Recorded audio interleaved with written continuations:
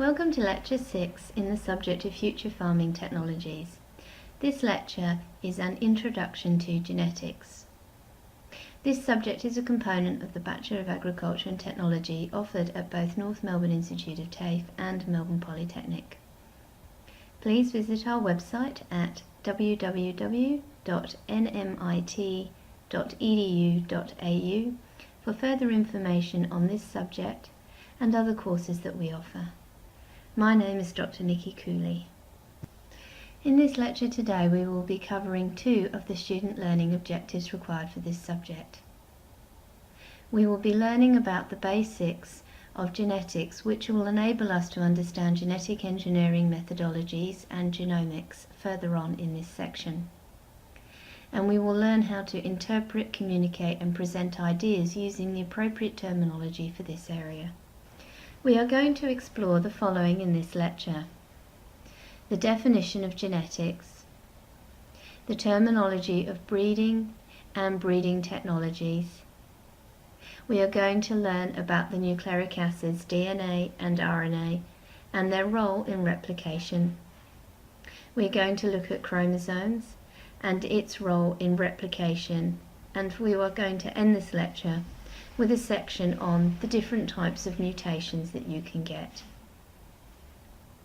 It should be noticed that this lecture is no more than an introduction. It may be worth you studying some of the areas you have perhaps not understood in more detail.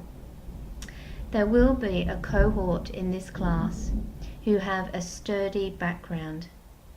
If this is the case, please ignore this lecture or move through it very fast. The purpose of this lecture is to bring everybody up to speed.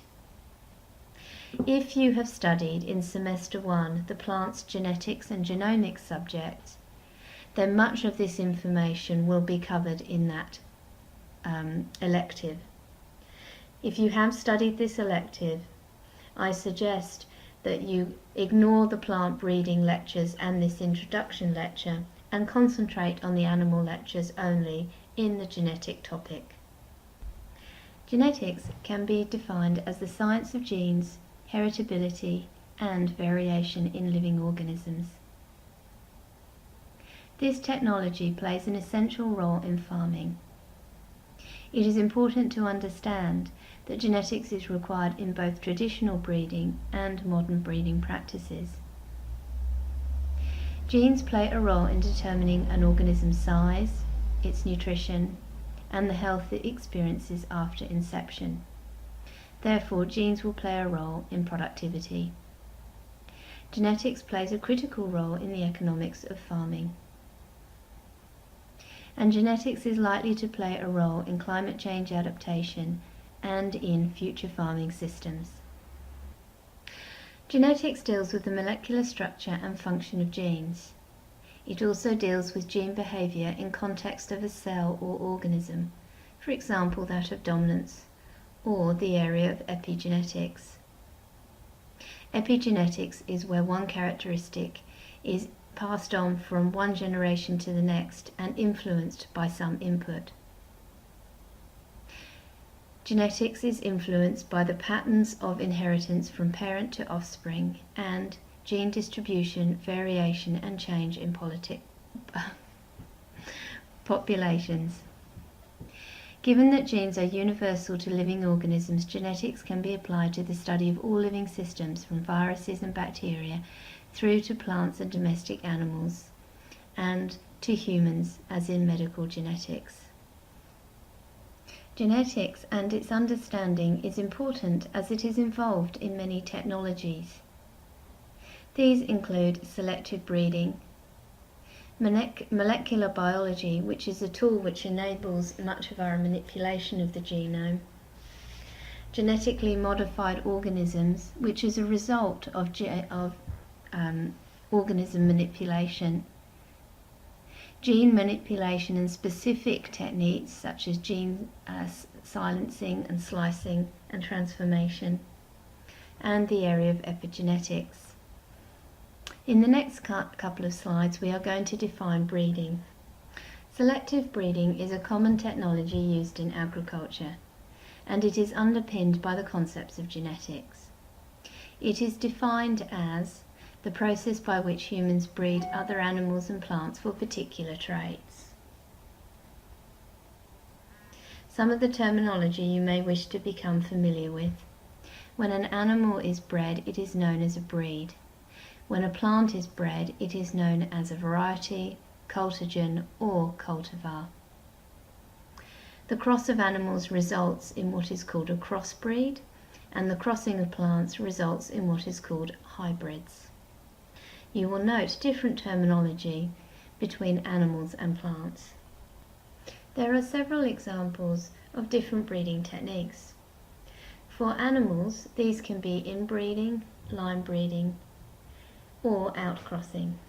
While for animals, breeding techniques are either classical plant breeding or crossing. GMOs are commonly referred to as either genetically modified organisms or genetically manipulated organisms. Heterosis, also called hybrid, is where an organism resulting from a cross between parents with differing genotypes. Hybrids can be fertile or sterile. They are mostly formed by sexual cross-fertilization, but can also be formed by cell fusion and tissue culture techniques. Germplasm is a term that refers to the genetic material, i.e., the DNA of an organism. It is often used in conjunction with seeds, cuttings, cell cultures, or other germplasm resources. Quantitative trait locus, or QLT, is a region in the DNA which is associated with a particular trait. For example, you may have a QLT for parent height or for internode length. Tillering is the targeted induced local lesions in genomes. It is the directed identification of random mutations controlling a wide range of plant characteristics. A version of this is DNA-based mutagenesis breeding. Transgenesis is the process of creating a transgenic organism. Wide crossing in plant breeding refers to a genetic cross where one parent is from outside the immediate gene pool or the other. And ag biotech is short for agricultural biotechnology. Throughout this section on genomics and genes, you can come back to these terminologies and definitions, and this will help with your understanding when we explore some of these concepts. Deoxyribonucleic acid, or DNA, is a molecule that encodes genetic instructions. These instructions are used in the development and the functioning of all known living organisms. The genetic code is very simple. It is a sequence of nucleotides. There are 4 of these: adenine, thymine, cytosine, and guanine. They are recorded using the letters G for guanine, A for adenine, T for thymine, and C for cytosol. Now that we have understood that DNA contains the genetic information, we will concentrate on learning on how it is copied. This process is called DNA replication. It is a biological process that occurs in all living organisms. The DNA is copied. It is the backbone of biological inheritance. Our understanding of DNA replication first started with Charles Darwin, where he discussed about the characteristics of selective breeding and how successful they were in producing change over time. This was quoted in his text, The Origin of Species. Domestication of such animals as pigeons, cats, cattle, and dogs were given as an example. At this time, we did not understand that DNA and the replication of DNA was the consequence of this change. Our knowledge in this area has changed greatly.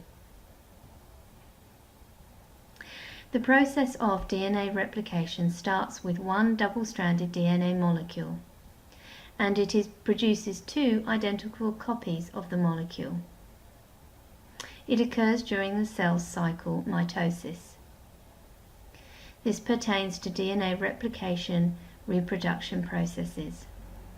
The cell cycle has a number of stages, that of interphase, prophase, metaphase, anaphase, and telophase. You will have learnt about much of this in Living Systems 1 and Living Systems 2 subject. If you are rusty or have forgotten, please refer to your notes of these subjects to fill you in. Each strand of the original double-stranded DNA molecule serves as a template for the production of the complementary strand, a process referred to as semi-conservative replication. Cellular proofreading and error-checking mechanisms ensure that near-perfect DNA replication occurs. DNA, as we have just learned, encodes for traits. While there is another compound, RNA, or ribonucleic acid, that plays a significant role in the copying mechanism, and thus allows the correct transfer of information. RNA is a ubiquitous family of large biological molecules, and it performs multiple vital roles in coding, decoding, regulation, and gene expression. Like DNA, RNA is assembled in a chain of nucleotides. There are 4 of them. But these nucleotides are usually single-stranded. The image shows a visual representation of both DNA and RNA. I'd like you to take some time to study this image, as it demonstrates many of the concepts and features that enable you to understand the functional roles of both DNA and RNA. So firstly, in the image, you will note the DNA molecule. This has 2 strands, and they are arranged in what is called a double helix arrangement. The RNA is a single strand and is arranged in a single helix arrangement. The base pairs for the RNA are similar to those of DNA. However, there is one significant difference. RNA has a nucleotide called uracil. This replaces the DNA'd thymine. The different code helps the organism to identify if a strand is that of DNA or that of RNA. The molecular structure of each of these compounds are also represented on the slide, and so is the abbreviation commonly used to represent the nucleotide. For example, cytosine is represented by the letter C, while adenine is represented by the letter A. You will note that uracil is represented by the letter U. The letter representations are the same, regardless of whether the code, or the nucleotide, comes from RNA or from DNA. I have compiled the following resources as they are very useful in understanding DNA, RNA, and protein synthesis in replication. Please watch the DNA and RNA Part 1 and Part 2 lectures by Paul Anderson, and the protein synthesis lecture on translation transcription processes.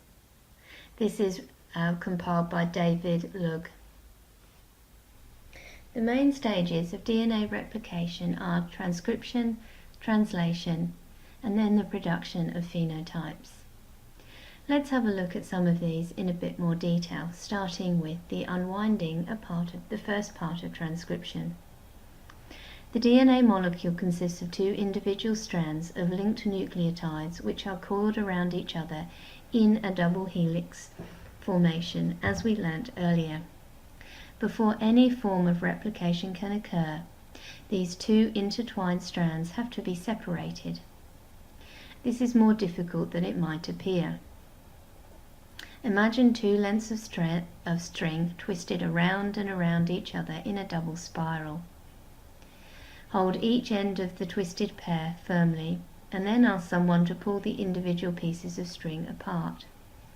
You will see the difficulties. Special unwinding proteins attach to the DNA. The weak but numerous forces called hydrogen bonds that hold the base pairs together are further weakened until the base pairs separate and the strands can be pulled further and further apart. This creates a Y shape in the structure and is called a replication fork. It is the fork that the next stage of the replication process takes place.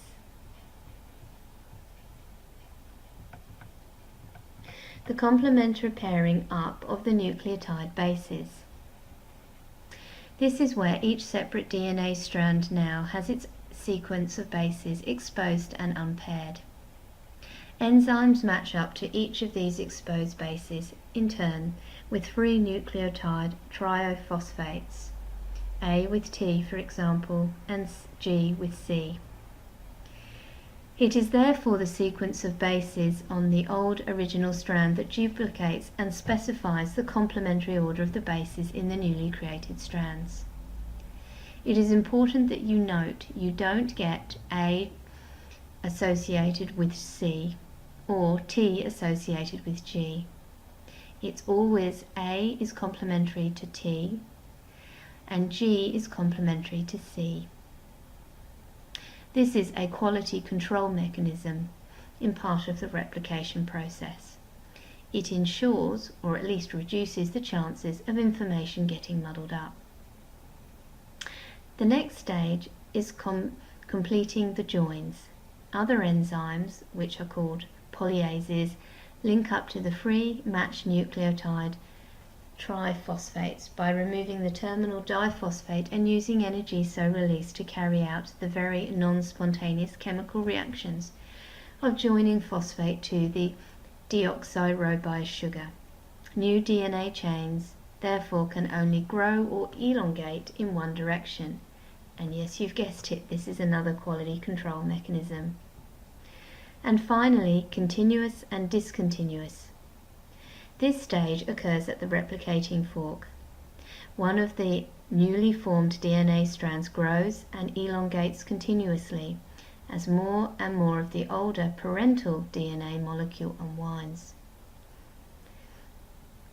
This can continue indefinitely or until the replication is complete. On the other DNA strand, however, the newly formed half of the molecule may be made in short sections. As the replicating fork opens up, a small section of the DNA strand starts forming right in the fork and moves away from the join. When it has elongated as far as it can, it will stop. A new section is made behind it, and then another behind that.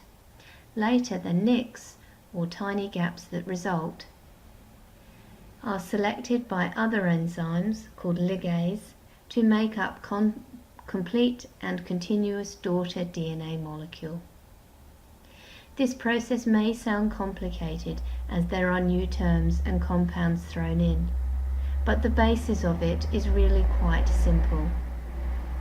I recommend you reading this several times and becoming familiar with the names, and this will help you in your understanding of this stage of replication. So we have now understood the basis of DNA replication. We now understand the role of RNA and the various stages of replication.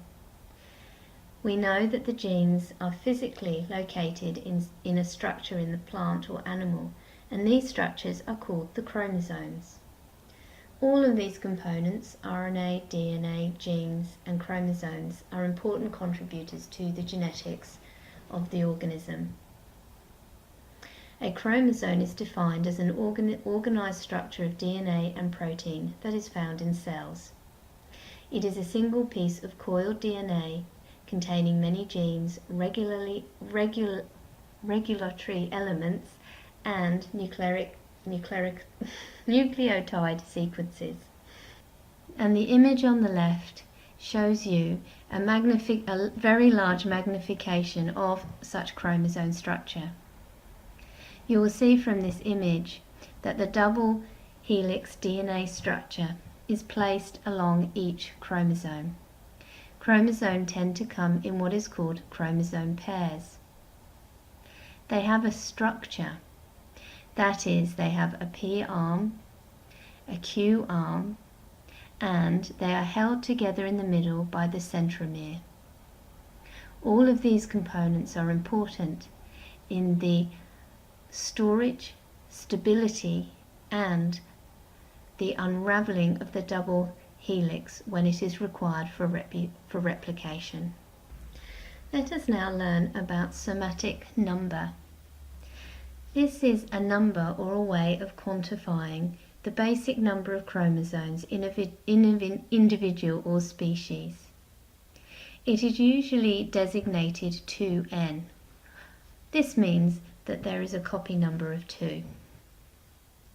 The number of chromosomes in any one organism can be different, and the number of copies of these chromosomes may also be different.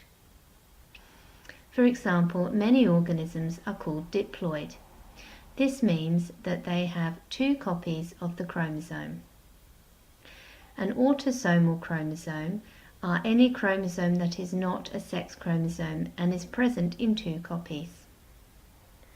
A polyploid cells have multiple copies of chromosomes, and haploid cells have single copies of chromosomes. Polyploidy is a description that describes cells or organisms that contain more than 2 paired sets of chromosomes. Most eukaryotic species are diploid, meaning they have 2 sets of chromosomes. However, about 30 to 80% of living plant species are polyploid.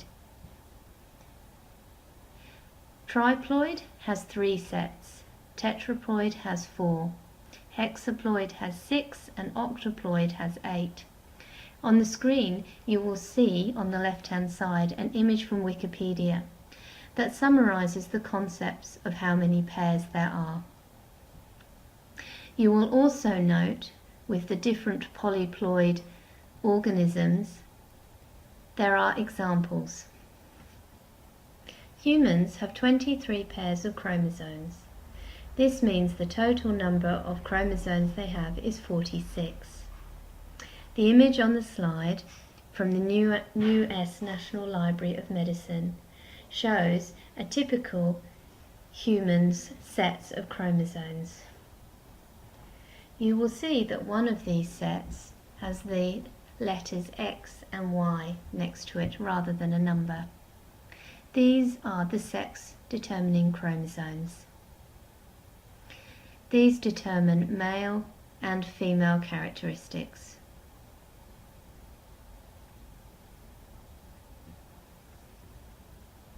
The karyotype is made up of a number and shape of present chromosomes. This is the description of a set of chromosomes from an organism. When we are looking at sex chromosomes, if there are 2 X's together, this represents a female subject.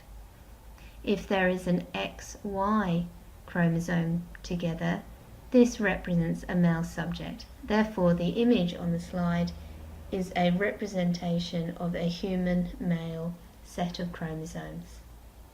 Now let us have a look at the construction of the cow chromosome. Cows have 30 chromosome pairs. Their karyotype represents 60 chromosomes, and this is abbreviated to 2n equals 60. 58 of these chromosomes are autosomes, and 2 are sex chromosomes. The XX pattern is female and XY pattern is male. This is the same for humans and all other organisms. When you study chromosomes, the study is called cytogenetics. In cytogenetics, attention is paid to the length of the chromosome, the position of the centromeres, branding patterns, any differences that may exist between the sex chromosomes, and any other physical characteristics that are important for the trait determination. Understanding cytogenetics can enable increases in agricultural productivity. Arabidopsis is a species used in the plant science as a model species. One of the reasons it is used as a model species is that it has a small chromosome number and is easy to study. Wheat, or Triticum, chromosomes are shown on the image on the slide. Wheat typically has a hexaploid with 2n of 6x, which equals 42 chromosome pairs. Durum wheat, however, is a mixture of the Triticum gerdium versus durum, and this is not a hexaploid but a tetraploid. That is, it has 4 sets of chromosomes equal to 28. The image on the slide shows a plant called the adder's tongue. This is an impressive organism as it has the highest known chromosome number of all living things. Its chromosome number is 1,260 diploid pairs. Chromosomes can mutate. That means they can change, and understanding chromosomal mutations is important for understanding breeding. A mutation is a change of the nucleotide sequence of the genome of an organism, virus, or extrachromosomal genetic element. There are many causes of mutations. These can include unrepaired damage to DNA or RNA. They can also include damage caused by radiation or chemical mutagens or physical damage to the plant or animal. Mutations can be caused from errors in the process of replication, a mistake. And mutations can also be caused from the insertion or depletion of segments of DNA by mobile genetic elements. Mutations may or may not produce discernible changes in the observed characteristics of an organism. The observable or physical characteristics of an organism is referred to as the phenotype. Put simply, a mutation may change the shape of an organism. Mutations can play a part in both normal and abnormal biological processes. An example of a normal biological process is that of evolution. An example of an abnormal biological process is that of cancer. The development of the immune system is another example of a normal biological process. Mutations can result in several different types of change in sequences. These changes can have either no effect, alter the product of the gene, or prevent the gene from functioning properly or completely. Therefore, there is a huge range in the impact of a mutation on an organism. Some mutations can result in disease. Mutation can occur on different scales. There can be small mutations or there can be large mutations. An example of a small mutation is that of a point mutation. This may be an insertion or a depletion. These words describe what is happening quite accurately. An insertion is an extra base pair put into the genomic code.